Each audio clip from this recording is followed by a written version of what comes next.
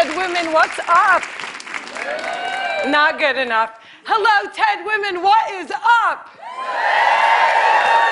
My name is Maysoon Zayed, and I am not drunk, but the doctor who delivered me was.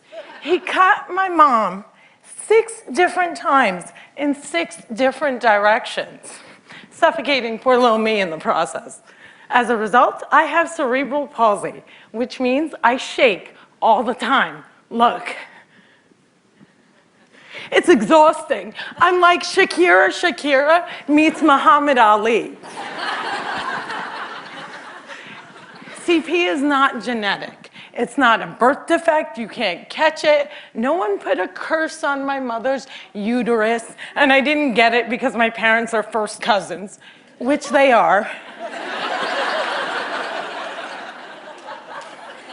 It only happens from accidents, like what happened to me on my birthday. Now, I must warn you, I'm not inspirational. And I don't want anyone in this room to feel bad for me, because at some point in your life, you have dreamt of being disabled. Come on a journey with me. It's Christmas Eve. You're at the mall. You're driving around in circles looking for parking. And what do you see? 16 empty handicap spaces. And you're like, God, can't I just be a little disabled?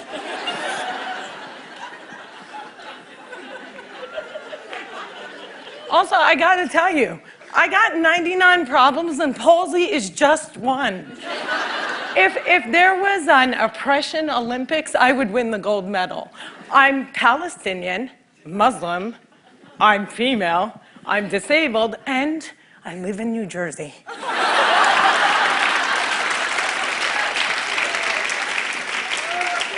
If you don't feel better about yourself, maybe you should. Cliffside Park, New Jersey is my hometown. I have always loved the fact that my hood and my affliction share the same initials. I also love the fact that if I wanted to walk from my house to New York City, I could. A lot of people with CP don't walk, but my parents didn't believe in can't. My father's mantra was, you can do it. Yes, you can. So, if my 3 older sisters were mopping, I was mopping. If my 3 older sisters went to public school, my parents would sue the school system and guarantee that I went too. And if we didn't all get A's, we all got my mother's slipper. My father taught me how to walk when I was 5 years old by placing my heels on his feet and just walking. Another tactic that he used is he would dangle a dollar bill in front of me and have me chase it. My inner stripper was very strong, and by the first day of kindergarten, I was walking like a champ who had been punched 1 too many times. Growing up, there were only 6 Arabs in my town, and they were all my family. Now there are 20 Arabs in town, and they are still all my family. I don't think anyone even noticed we weren't Italian.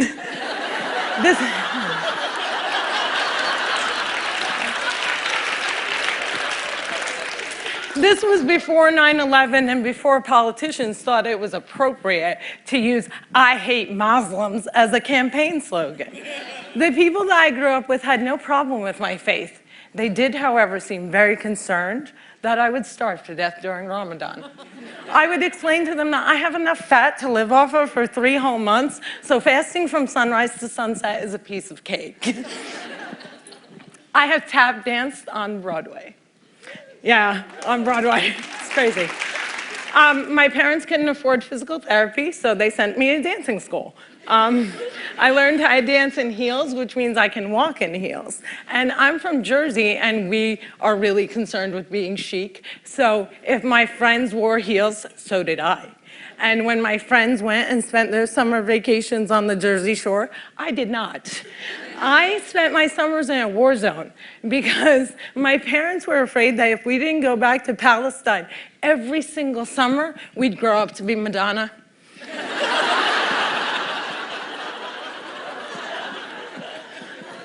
Summer vacations often consisted of my father trying to heal me. So I drank deer's milk, I had hot cups on my back, I was dunked in the Dead Sea, and I remember the water burning my eyes and thinking, it's working, it's working!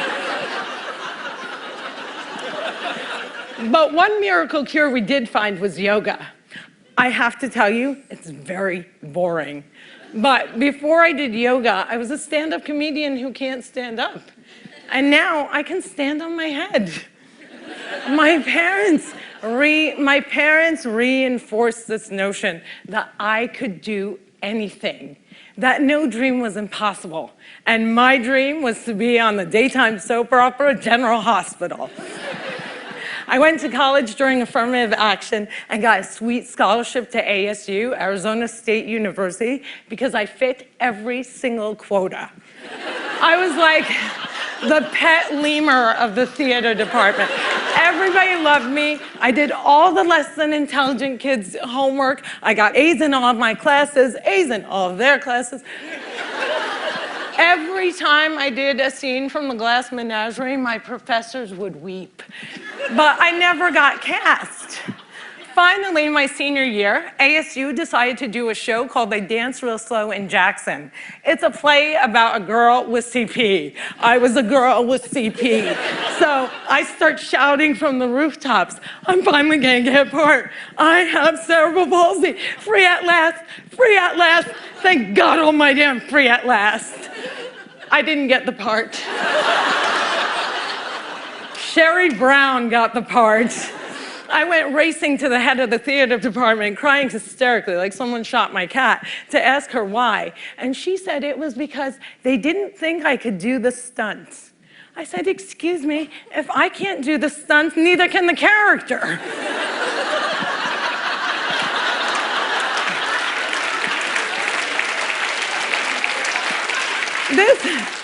This was a part that I was literally born to play, and they gave it to a non-palsy actress. College was imitating life. Hollywood has a sordid history of casting able-bodied actors to play disabled on screen.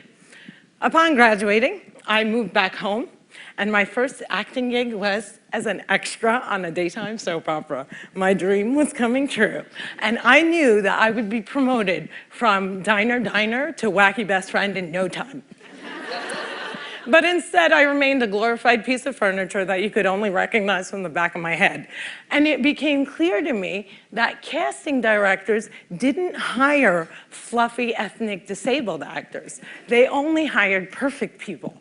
But there were exceptions to the rule. I grew up watching Whoopi Goldberg, Roseanne Barr, Ellen, and all these women had one thing in common. They were comedians. So I became a comic.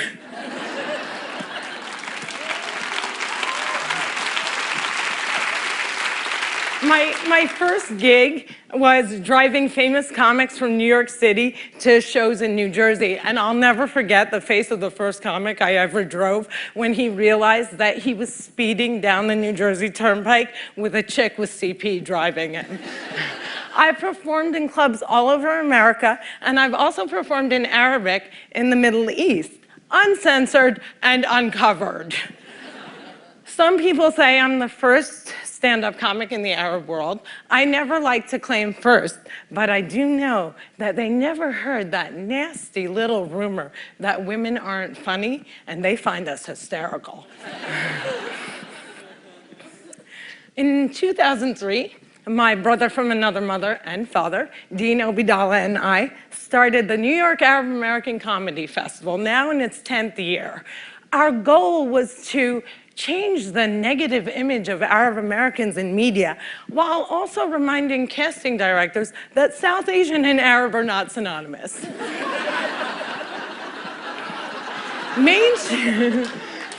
Mainstreaming Arabs was much, much easier than conquering the challenge against the stigma against disability. My big break came in 2010. I was invited to be a guest on the cable news show Countdown with Keith Olbermann.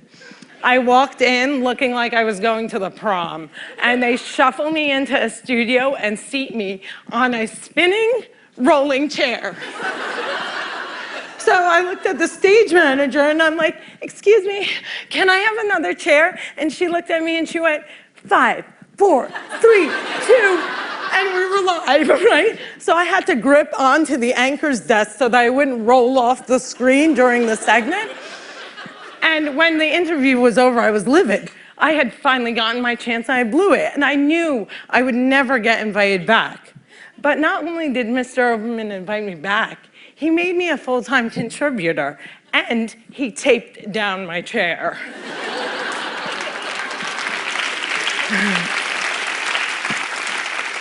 One fun fact I learned while on the air with Keith Oberman was that humans on the internet are scumbags.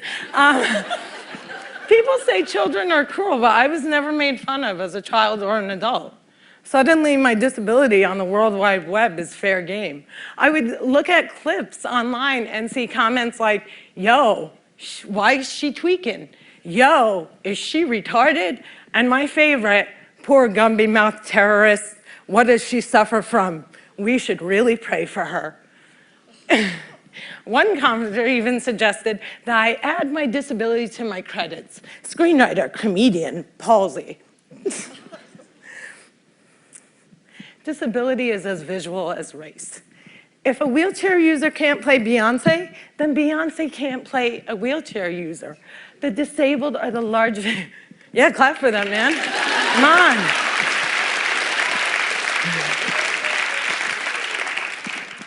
People with disabilities are the largest minority in the world, and we are the most underrepresented in entertainment. The doctor said that I wouldn't walk, but I am here in front of you. However, if I grew up with social media, I don't think I would be. I hope that together we can create more positive images of disability in the media and in everyday life. Perhaps if there were more positive images, it would foster less hate on the internet. Or maybe not. Maybe it still takes a village to teach our children well. My crooked journey has taken me to some very spectacular places. I got to walk the red carpet, flanked by soap divas Susan Lucci and the iconic Lorraine Arbus. I got to act in a movie with Adam Sandler and work with my idol, the amazing Dave Matthews. I toured the world as a headliner on Arabs Gone Wild. I was a delegate representing the great state of New Jersey at the 2008 DNC, and I founded Maysoon's Kids, a charity that hopes to give Palestinian refugee children a sliver of the chance my parents gave me. But the one moment that stands out the most was when I got, before this moment,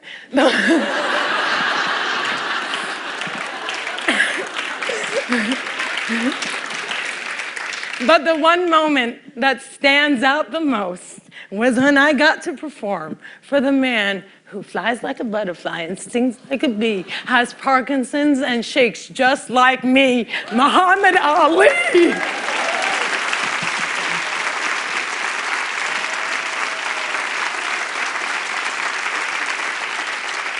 It was the only time that my father ever saw me perform live, and I dedicate this talk to his memory. Allah yarhamak yaba. My name is Maysoon Zayed, and if I can, you can.